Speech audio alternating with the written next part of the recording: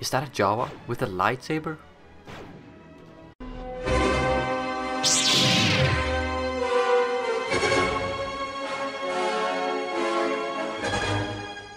Hey guys, and welcome back to Battlefront updates and another episode of What Fans Want.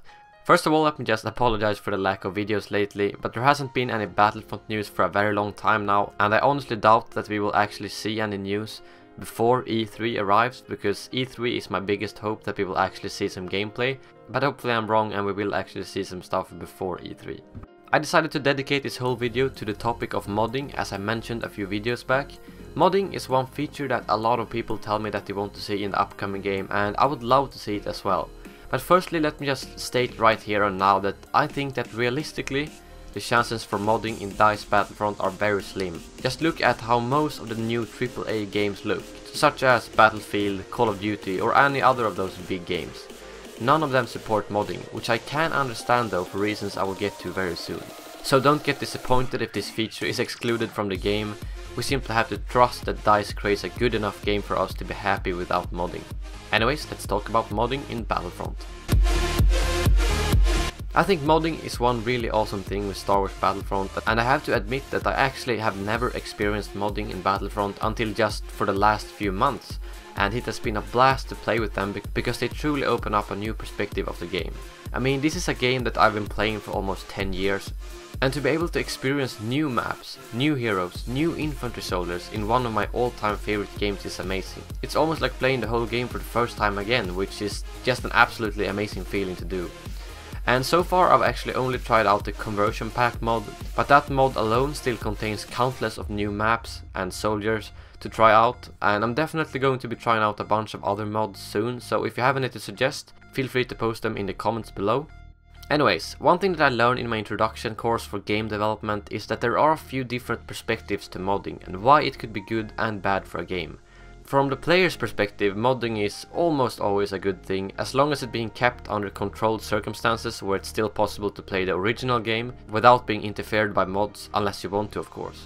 However, when it comes to game developers deciding whether or not they should allow modding and modding tools, it can be a pretty hard choice for them to do. Right now I'm mostly talking about money, because that's what most gaming companies are doing the games for, and we can't blame them for that, even though a few of them might do it immorally with microtransactions and so on. But I'm not gonna talk about that right now.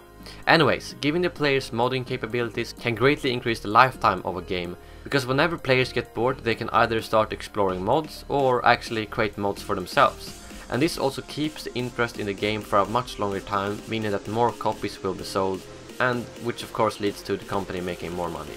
Just look at some of the games that are still popular today thanks to mods, such as Warcraft 3, Arma 2, Skyrim, among others. However, and this is probably the main reason to why a lot of companies decided to not have modding in the games, increasing the lifetime of a game can also mean that people won't buy the new game, since they are still busy trying out all of the new cool mods for the old game.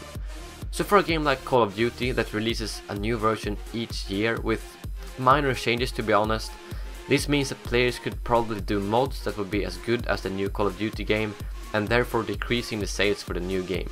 And of course, just adding modding tools to a game do take some kind of degree of effort from the developers, so unless they really think it will benefit the game, they probably won't think it's worth the effort. I'm really no pro when it comes to modding and how it technically works.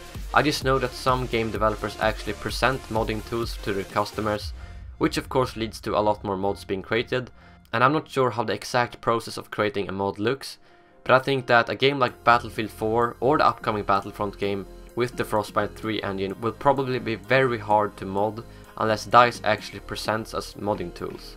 So until then we'll simply have to enjoy the mods for Battlefront 2 and keep our fingers crossed that DICE won't disappoint us with the final product. Well, lastly, I would just like to ask you guys, is there anything you don't want to see from the old games in the new game? If so, make sure to head over to the forum and reply to the question of the month. I'm looking forward to seeing your answers there, and I will be posting one question each month to trigger some interesting discussions, so if you haven't already checked it out, make sure to do so. Anyways guys, that was all for this video. I hope you guys enjoyed it, and as always, may the force be with you.